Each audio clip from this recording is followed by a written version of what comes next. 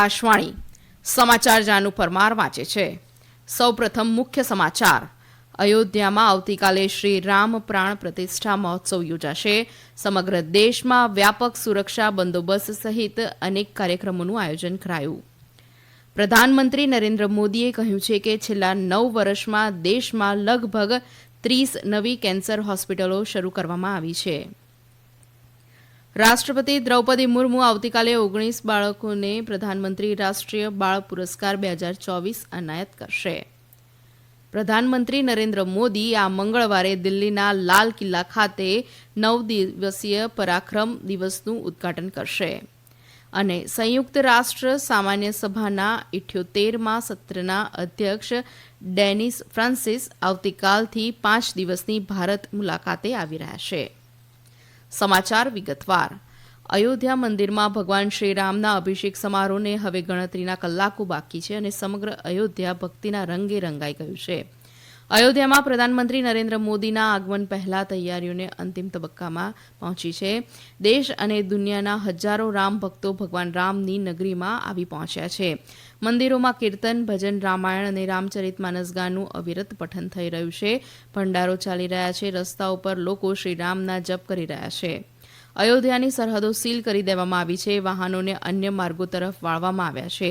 આકાશમાં ડ્રોન દ્વારા સુરક્ષા કરવામાં આવી છે. અયોધ્યાના રસ્તાઓ અને ચોકો પર હજારો સુરક્ષાકર્મીઓ હાજર છે અને સરયુમાં વોટર પોલીસ તૈનાત છે.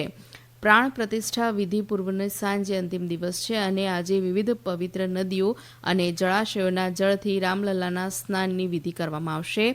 શૈયા અધિવાસ, અઘોર હોમ અને રાત્રિ જાગરણ સાથે વાસ્તુ શાંતિ અનુષ્ઠાન પણ થશે. અયોધ્યામાં આવતીકાલે યોજાનારા રામલલ્લા પ્રાણ પ્રતિષ્ઠા સમારોહ માટે તમામ તૈયારીઓ પૂર્ણ કરી લેવામાં આવી છે.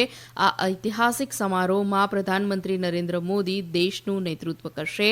ભગવાન રામની નગરીમાં યોજાઈ રહેલા આ ભવ્ય કાર્યક્રમમાં દરેક ક્ષેત્રના લોકો ભાગ લઈ રહ્યા છે. આ ભવ્ય કાર્યક્રમ માટે રામનગરીમાં હજારો સંતો અને ભક્તોની ભારે ભીડ જોવા મળી રહી છે.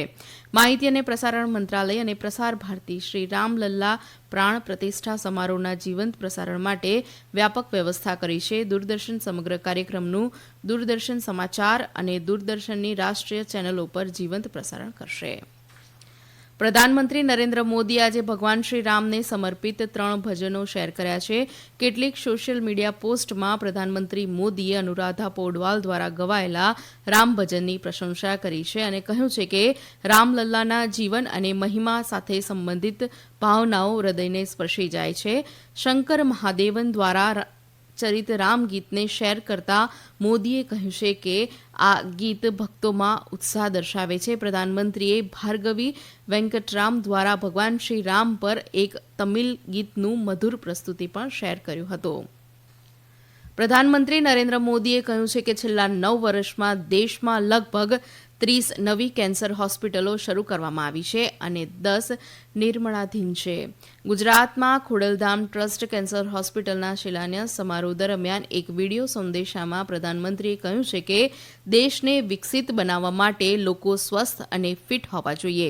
શ્રી મોદીએ કહ્યું કે ગંભીર રોગોમાં ગરીબોને મદદ કરવા માટે સરકારે આયુષ્માન ભારત યોજના શરૂ કરી છે. પ્રધાનમંત્રીએ ભારપૂર્વક જણાવ્યું હતું કે આજે આ યોજનાની મદદથી 6 કરોડથી વધુ લોકોની સારવાર કરવામાં આવી છે. આરોગ્ય ક્ષેત્રે ગુજરાત સરકારના પ્રયાસોને બિરદાવતા પ્રધાનમંત્રીએ જણાવ્યું હતું કે ગુજરાતે છેલ્લા 20 વર્ષમાં આરોગ્ય ક્ષેત્રે અભૂતપૂર્વ પ્રગતિ કરી છે અને તે દેશનું મુખ્ય મેડિકલ હબ બની રહ્યું છે. તેમણે કહ્યું કે વર્ષ 2002 સુધી ગુજરાતમાં માત્ર 11 મેડિકલ કોલેજ હતી, પરંતુ આજે આ સંખ્યા વધીને 40 થઈ ગઈ છે. રાજ્યમાં એમબીબીએસની બેઠકો સંખ્યામાં પણ છેલ્લા 20 વર્ષમાં લગભગ 5 ગણો વધારો થયો છે. રાષ્ટ્રપતિ દ્રૌપદી મુર્મુ આવતીકાલે નવી દિલ્હીમાં 19 બાળકોને પ્રધાનમંત્રી રાષ્ટ્રીય બાલ પુરસ્કાર 2024 એનાયત કરશે. કલા અને સંસ્કૃતિ, બહાદુરી, નવીનતા, સમાજ સેવા અને રમતગમતના ક્ષેત્રમાં ઉત્કૃષ્ટ સિદ્ધિઓ માટે 5 થી 18 વર્ષની વય જૂથના બાળકોને એવોર્ડ આપવામાં આવે છે. 2 મહત્વાકાંક્ષી જિલ્લાઓ સહિત 18 રાજ્યો અને કેન્દ્રશાસિત પ્રદેશોના 9 છોકરાઓ અને 10 છોકરીઓને આ પુરસ્કારથી સન્માનિત કરવામાં આવશે. પ્રધાનમંત્રી નરેન્દ્ર મોદી મંગળવારે દિલ્હીના લાલ કિલ્લા ખાતે 9 દિવસીય પરાક્રમ દિવસનું ઉદઘાટન કરશે. ઉદઘાટન સમારોહમાં ઐતિહાસિક ઘટનાઓ અને સાંસ્કૃતિક વારસો પ્રતિબિંબિત થશે. કાર્યક્રમમાં પ્રધાનમંત્રી પર્યટન મંત્રાલય દ્વારા આયોજિત ભારત પર્વનું ડિજિટલી ઉદઘાટન કરશે. આ ઉત્સવમાં પ્રજાસત્તાક દિવસની ઝાંખીઓ અને સાંસ્કૃતિક પ્રદર્શનો સહિત રાષ્ટ્રની વિવિધતા દર્શાવવામાં આવશે. સાંસ્કૃતિક મંત્રાલયના જણાવ્યા અનુસાર લાલ કિલ્લાને પ્રોજેક્ટ મેપિંગ દ્વારા કેનવાસમાં ફેરવવામાં આવશે. કાર્યક્રમમાં આઝાદ હિન્દ સેનાના યોદ્ધાઓનું પણ સન્માન કરવામાં આવશે. મંત્રાલયે કહ્યું કે મુલાકાતીઓને પુરાતત્વ, વર્કશોપ અને અત્યાધુનિક ટેકનોલોજીનો અનુભવ થશે. કાર્યક્રમમાં દર્શકોની એન્ટ્રી ફી રહેશે. નેતાજી સુભાષચંદ્ર બોઝના સન્માનમાં 2021થી દર વર્ષે પરાક્રમ દિવસ ઉજવવામાં આવે છે. આ સમાચાર આપ આકાશવાણી પરથી સાંભળી રહ્યા છો. કેન્દ્રીય ગૃહમંત્રી અમિત શાહે કહ્યું છે કે માત્ર સંપર્ક, સંવાદ અને સખત મહેનત જ ધારાસભ્યોને જનસેવકમાંથી જનનાયક બનાવી શકે છે.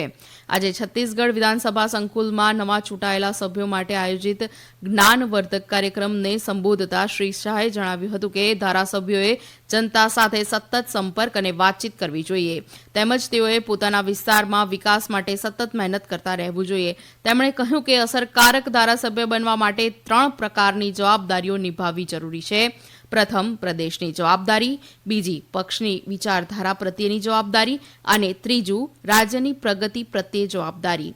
કેન્દ્રીય મંત્રીએ કહ્યું કે આ ત્રણેય જવાબદારીઓ માટે સમય અને શક્તિ આપવી પડે છે. પોતાના વિસ્તારની સમસ્યાઓના અસરકારક નિવારણ માટેના સભ્યોને માર્ગદર્શન આપતા શ્રી શાહે જણાવ્યું હતું કે વહીવટીતંત્ર સાથે ઘર્ષણ કરીને વિસ્તારનો વિકાસ સાધી શકાતો નથી, પરંતુ સમસ્યાનો અભ્યાસ કરીને વહીવટી નિયમો અને પ્રક્રિયાઓ મુજબ પહેલ કરીને જ સમસ્યાનું નિરાકરણ લાવી શકાય છે. કેન્દ્રીય પર્યટન મંત્રી જી કિશન રેડ્ડીએ આજે હૈદરાબાદમાં રાષ્ટ્રીય કૌશલ્ય તાલીમ સંસ્થાનું ઉદઘાટન કર્યું. આ સંસ્થા 19 કરોડ 90 લાખ રૂપિયાના ખર્ચે 4 એકર વિસ્તારમાં બનાવવામાં આવી છે, જેમાં મહિલાઓને વિવિધ ક્ષેત્રોમાં ટૂંકા અને લાંબા ગાળાના અભ્યાસક્રમો પૂરા પડાશે. આ પ્રસંગે શ્રી રેડ્ડીએ જણાવ્યું હતું કે મહિલાઓનું સશક્તિકરણ એ કેન્દ્ર સરકારની પ્રાથમિકતા રહી છે. તેમણે કહ્યું કે સરકારે દેશભરમાં મહિલાઓના સશક્તિકરણ માટે ઘણા કાર્યક્રમો શરૂ કર્યા છે.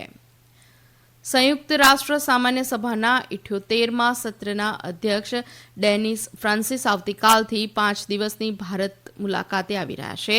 તેમની આ મુલાકાતમાં વિદેશ મંત્રી ડોક્ટર એસ જયશંકરના આમંત્રણ પર થઈ રહી છે. શ્રી ફ્રાન્સિસ તેમના ભારત મુલાકાત દરમિયાન વિદેશ મંત્રી સાથે પરસ્પર હિતના મુદ્દાઓ પર ચર્ચા કરશે. સંયુક્ત રાષ્ટ્ર સુરક્ષા પરિષદમાં વિકાસશીલ દેશોને વધુ સમાવેશી બનાવવા માટે ભારતની માંગ પર બંને પક્ષો વચ્ચે વિશેષ ચર્ચા થશે. શ્રી ફ્રાન્સિસ ભારતીય વૈશ્વિક પરિષદમાં એક વ્યાખ્યાન ઇન્ડિયન આપશે. તેઓ જયપુર અને મુંબઈમાં પણ મુલાકાત લેશે. શ્રી ફ્રાન્સિસ આ વર્ષે 26 જાન્યુઆરીએ મહારાષ્ટ્રમાં પ્રજાસત્તાક દિવસની પરેડમાં રાજ્ય સરકારના મહેમાન હશે. પ્રધાનમંત્રી નરેન્દ્ર મોદી તમિલનાડુની 3 દિવસની મુલાકાત બાદ આજે દિલ્હી પરત ફર્યા હતા. આજે સવારે તેઓ રામેશ્વરમની દક્ષિણે સ્થિત અરિચલ મુન્નાઈ ગયા અને પુષ્પાંજલિ અર્પણ કરી. તેમણે ત્યાં ધ્યાન પણ કર્યું હતું. પ્રધાનમંત્રીએ આ સ્થળે ભારતીય જનતા પાર્ટીનો ધ્વજ પણ ફરકાવ્યો હતો. ધાર્મિક માન્યતાઓ અનુસાર અહીં રામ સેતુનું નિર્માણ થયું હતું. શ્રી મોદીએ કોંદરા સ્વામી મંદિરમાં વિશેષ પ્રાર્થના કરી હતી. પ્રધાનમંત્રી આજે બપોરે હેલિકોપ્ટર દ્વારા રામેશ્વરમની મદુરાઈ પહોંચ્યા અને વિશેષ વિમાન દ્વારા દિલ્હી પરત ફર્યા હતા. મદુરાઈ હવા મથકે કેન્દ્રીય માહિતી અને પ્રસારણ રાજ્યમંત્રી એલ મુરુગન અને ભાજપના પદાધિકારીઓ ઉપસ્થિત રહ્યા હતા. યુગાન્ડાના રાષ્ટ્રપતિ યોવેરી મોજેવેનીએ દેશના આર્થિક વિકાસમાં પરત ફરેલા ભારતીયોના યોગદાનની પ્રશંસા કરી છે. કંપાલામાં યોજાયેલી બિનજોડાણવાદી ચળવળની બેઠકમાં શ્રી મોજેવેનીએ ભારતીયોના મહત્વપૂર્ણ યોગદાનનો ઉલ્લેખ કર્યો હતો. અને અંતમાં મુખ્ય સમાચાર ફરી એકવાર. અયોધ્યામાં આવતીકાલે શ્રી રામ પ્રાણ પ્રતિષ્ઠા મહોત્સવ યોજાશે. સમગ્ર દેશમાં વ્યાપક સુરક્ષા બંદોબસ્ત સહિત અનેક કાર્યક્રમોનું આયોજન કરાયું. પ્રધાનમંત્રી નરેન્દ્ર મોદીએ કહ્યું છે કે છેલ્લા 9 વર્ષમાં દેશમાં લગભગ 30 નવી કેન્સર હોસ્પિટલો શરૂ કરવામાં આવી છે. આકાશવાણી પરથી સમાચાર પૂરા થયા.